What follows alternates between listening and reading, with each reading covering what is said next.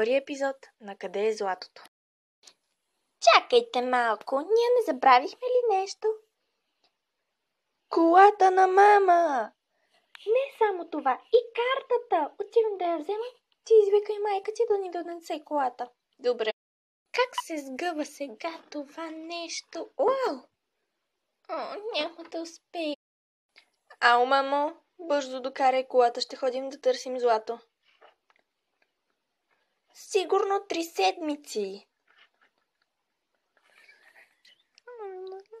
Добре, айде, чао, чакаме те. Сгънах я по толкова нелеп начин, дано да се побере в О, не! Да видим дали всичко е тук. Храна? Тук. Вода? Тук. Кола? Още я чакаме. Добре. Карта? Тук. Компас? Ето ме. Добре, сега остава само да изчакаме колата. Биби! Ето и мама! Заплетох се. Деца, оставила съм ви едно одеяло вътре. Добре, мамо. Кога ще си дойдете? След 2-3 седмици. След 2-3 седмици искам да ми звъните. Добре, чао. Чао. Хайде да се качим. Не, няма място за компаска. Тя ни трябва. Ще я качим на покрива. Добре, хайде. Как си там горе, компаске? Супер! Къде сме? Сега ще слезем да проверим. Според картата, ние сме ето тук.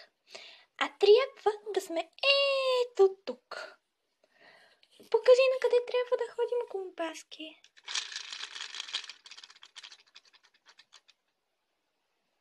Север. Добре. А къде трябва да стигнем? Ето, трябва да стигнем на това злато. И само да кажа, че ето на тази, точно на ето тази точка сигурно ще има много злато. Те са 2 точки. Дано да си права. Хайде да отидем да ядем.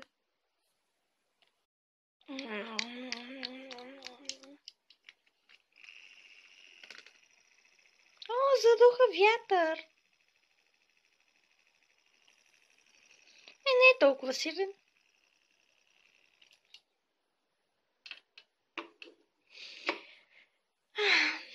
Хайде да спим. Аз ще спя отвън, върху картата. Ще се завия. Всички други вътре. И аз ще спя отвън. Добре, всички други вътре. Хайде, влизайте. Искаш ли да се завиеш, компаски? Не. Лека нощ, приятели. Лека нощ.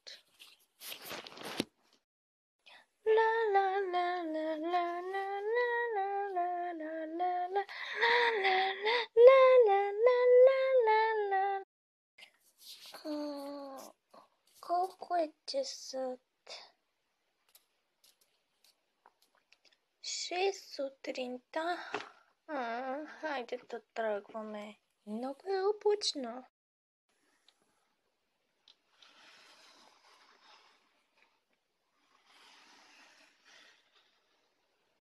Два часа по-късно. Но ние се въртим в кръг.